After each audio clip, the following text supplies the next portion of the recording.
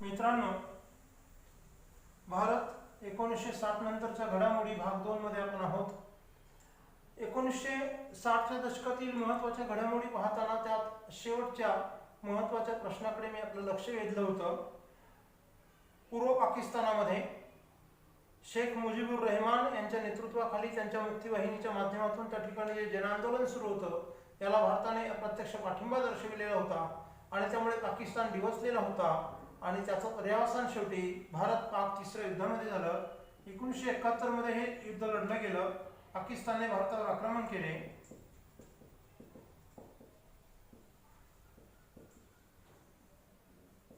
हे तिसरं युद्ध होतं पाकिस्तानने भारतावर लादलेलं आणि या युद्धात पुन्हा पाकिस्तानचा तिसऱ्यांदा पराभव करण्यात आला.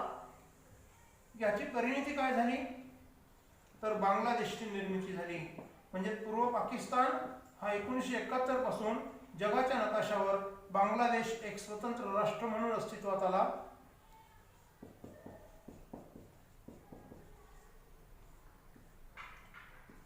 बांगलादेशची निर्मिती आणि सातत्याने भारत 1962चं युद्ध, नंतर 1965चं युद्ध आणि पुन्हा 1971चं युद्ध, भारत सातत्यानं शेजारी राष्ट्रांबरोबर युद्धात गुंतलेला असताना असं असून देखील भारताने आपल्या सर्वांगीण प्रगतीकडे दुर्लक्ष होऊ दिलं नाही. 1974 मध्ये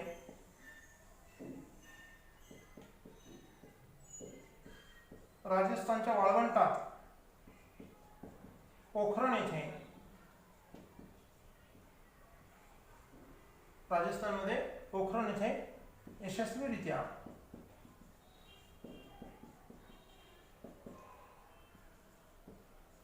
अणुचाचणी घेतली. या अणुचाचणीनंतर भारत सरकारने अणुशक्तीबद्दलची आपली भूमिका स्पष्ट केली. काय भूमिका होती भारत सरकारची, जी आजही कायम आहे आणि सुस्पष्ट आहे. कुठेही भारताने दुटप्पीपणा दाखविलेला नाही. ही आपल्या दृष्टीने अभिमानाची बाब आहे. कारण आपल्या शेजारी राष्ट्रांनी अणुशक्तीचा सातत्याने नकारात्मक किंवा विघातक वापर केलेला आहे आणि इतर राष्ट्रांना धमक्या देण्याचा प्रकार सुरू असताना भारताने मात्र अणुशक्तीबद्दलचं आपलं धोरण अत्यंत सुस्पष्ट केलेलं आहे. भारताचे अणुशक्ती धोरण संपूर्ण जगाला याची भारताने ग्वाही दिलेली आहे. काय? शांततेसाठी अणु.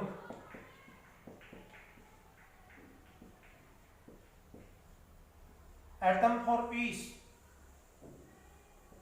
आणि आजही प्रत्यक्षात आपण ते कृतीशीलपणे दाखवून दिले जगाला की आम्हाला आमच्या औद्योगिकीकरणाचा विस्तार करताना, कृषी क्षेत्राचा विस्तार करताना, जलसिंचनाचा विस्तार करताना जी विजेची तूट निर्माण झालेली होती ती भरून काढण्यासाठी अणुशक्तीचा आम्ही विधायक वापर केलेला आहे, कुठेही विघातक वापर केलेला नाही. हे जगाला भारताने दाखवून दिलेलं आहे. विधायक वापर.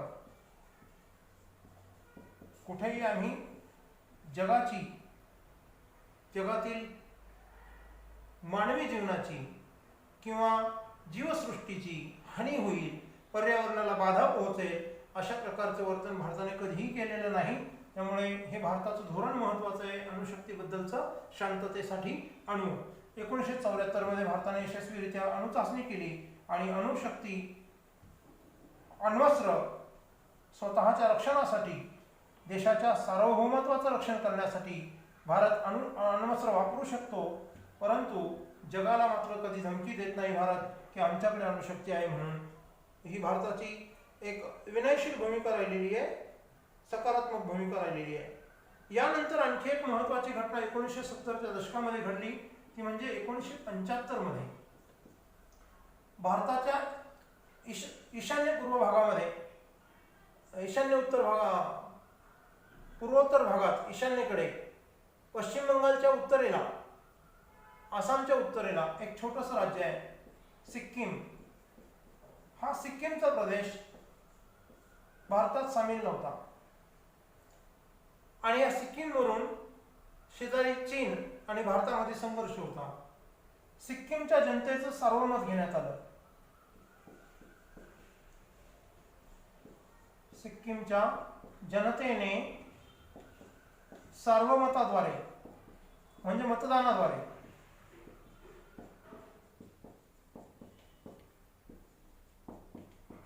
भारतीय संघराज्यात विलीन होण्यावर शिक्कामोर्तब केले।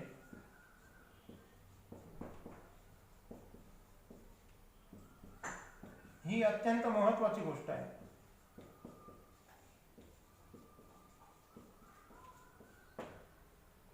सिक्कीमच्या जनतेने सार्वमताद्वारे म्हणजे निवडणूक घेण्यात आली त्या ठिकाणी आणि बहुमताने सिक्कीमच्या जनतेने भारतीय संघराज्यात विलीन होण्याची इच्छा व्यक्त केली आणि त्या अनुषंगाने 1975 मध्ये सिक्कीमला भारतीय संघराज्यातील घटक राज्याचा दर्जा देण्यात आला।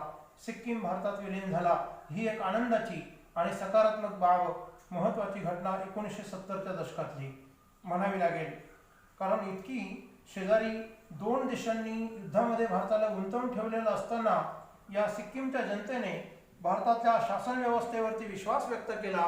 ही खूप समाधानाची गोष्ट होती। सिक्कीम भारतात विलीन झाला 1975 मध्ये।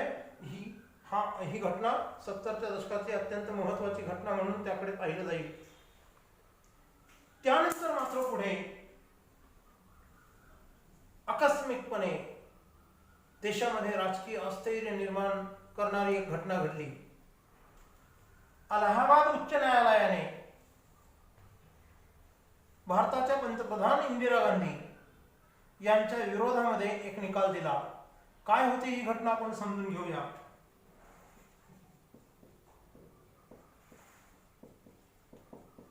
अलाहाबाद उच्च न्यायालयाचा निकाल। या निकालामुळे देशामध्ये खळबळ माजली। राजकीय अस्थिर्य निर्माण होण्यास हा निकाल कारणीभूत ठरला। अराजकता निर्माण होण्याचा प्रसंग उद्भवला। काय घटना आहे बघूया। अलाहाबाद उच्च न्यायालयामध्ये एक याचिका दाखल करण्यात आलेली होती। इंदिराजी गांधी यांच्या पंतप्रधान कार्यालयातील मनुष्यबळाचा त्यांनी निवडणुकीत गैरवापर केल्याचा ठपका त्यांच्यावरती ठेवण्यात आलेला होता याचिकेद्वारे आणि त्या याचिकेच्या बाजूने अलाहाबाद उच्च न्यायालयाने निकाल दिलेला होता आणि त्यामुळे इंदिरा गांधी यांची प्रतिमा पंतप्रधान म्हणून धोक्यात आली होती आणि अशा परिस्थितीमध्ये देशात इथे महत्त्वाचा इंदिरा गांधी यांच्या विरोधात निकाल।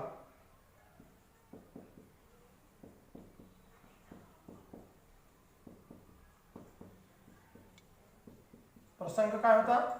इंदिरा गांधींवर त्यांच्या पंतप्रधान कार्यालयातील मनुष्यबळाचा त्यांनी सार्वत्रिक निवडणुकीमध्ये गैरवापर केल्याचा ठपका पुस्तकामध्ये दिलेला आहे, नीट वाचून घ्या। आणि या घटनेमुळे काय झालं, देशभर विरोधकांनी सरकार विरुद्ध जन आंदोलन उभारले।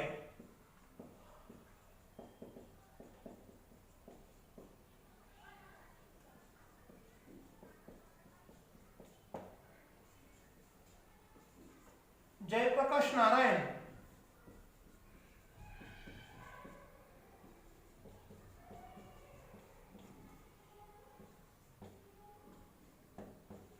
यांचे या जन आंदोलनाला नेतृत्व लाभले आणि त्यांच्या नेतृत्वाखाली देशभर देशव्यापी आंदोलन उभं राहिलं।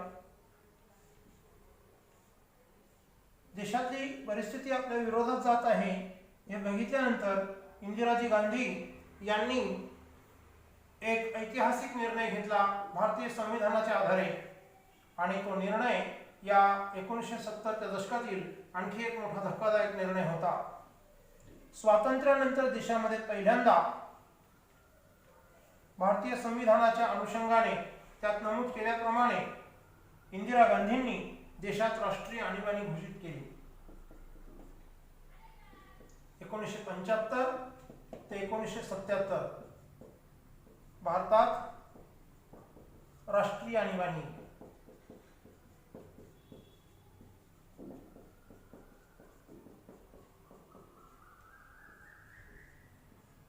आता या राष्ट्रीय आणीबाणीचे काय परिणाम असतात ते समजून घेतले पाहिजे. जनमानसावर, सामान्य जनतेवरती याचा काही परिणाम होतो का? होय, होतो. काय होतो? 3 महत्वाचे परिणाम आपल्या पुस्तकामध्ये दिलेले आहेत. यापैकी 2 परिणाम हे नकारात्मक आहेत, तर एक परिणाम हा सकारात्मक आहे राष्ट्रीय आणीबाणीचा. आपण पाहणार आहोत तिन्ही परिणाम. आणीबाणी घोषित झाल्यानंतर जनमानसावर काय परिणाम झाले? परीक्षेला कधी कधी प्रश्न पण विचारला जाऊ शकतो, बरं का, लक्षात ठेवा. त्यातला पहिला परिणाम आहे नागरिकांचे मूलभूत हक्क स्थगित करण्यात आले. हा नकारात्मक परिणाम आहे.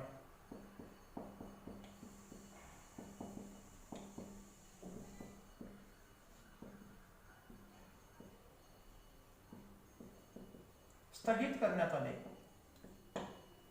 दुसरा परिणाम हा सकारात्मक आहे. काय आहे दुसरा परिणाम? तर प्रशासन हे शिस्तबद्ध झालं. म्हणजे प्रशासनाला व्यवस्थित शिस्त लागली. कोणत्या काळात? आणीबाणीच्या काळात.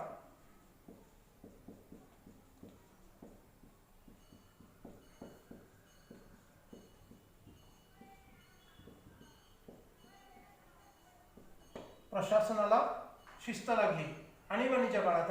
हे लक्षात ठेवण्यासारखं आहे. आणि तिसरा मुद्दा, मानवी हक्कांचा संकोच घडून आला. हे मात्र लोकशाहीला बाधक आहे. कारण काय? तर या आणीबाणीच्या काळामध्ये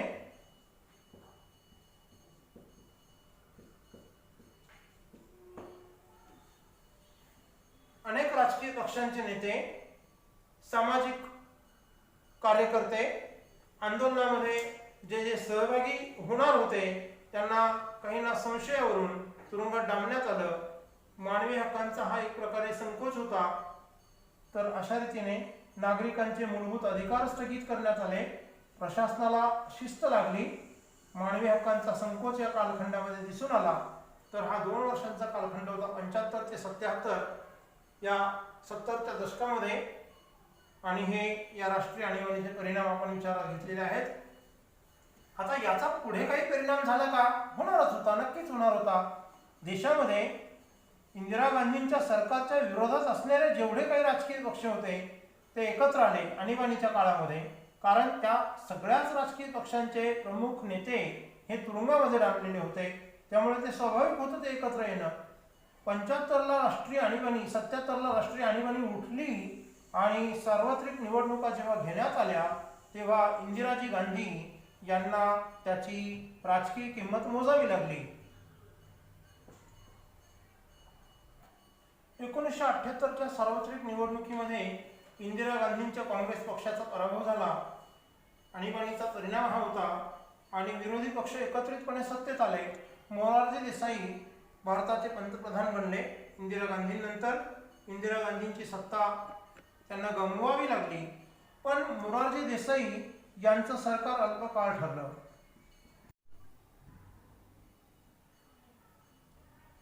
मोरारजी देसाईंचं सरकार हे अल्पकाळ ठरलं कारण सरकारमधील मतभेदांमुळे मोरारजी देसाईंना राजीनामा द्यावा लागला.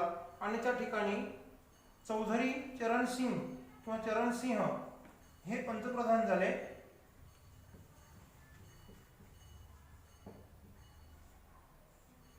पण दुर्दैवानं त्यांचंही सरकार हे अल्पकाळ ठरलं.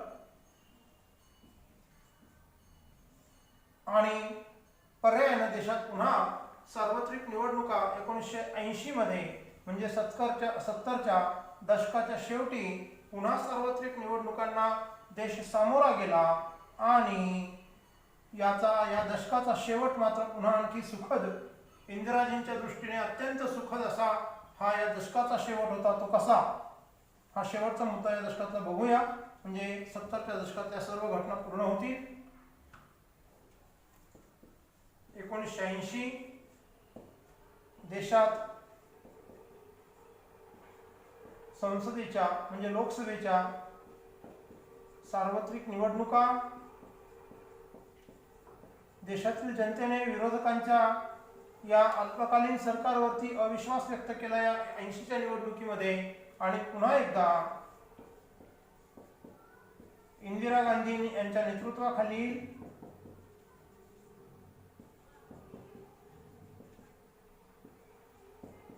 काँग्रेस पक्षाला बहुमत मिळालं।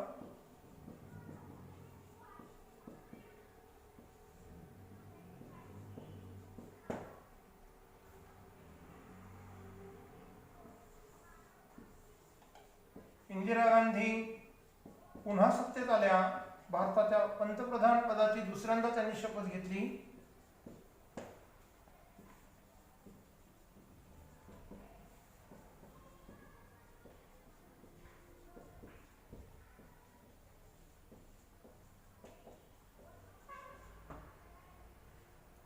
अशा रीतीने आपण 1970च्या दशकातील घटनांचा अभ्यास केलेला आहे। तिसऱ्या भागामध्ये आपण 1980च्या दशकातील घटनांचा विचार करणार आहोत। तुर्तास आपण इथे अल्पविराम घेऊया। धन्यवाद।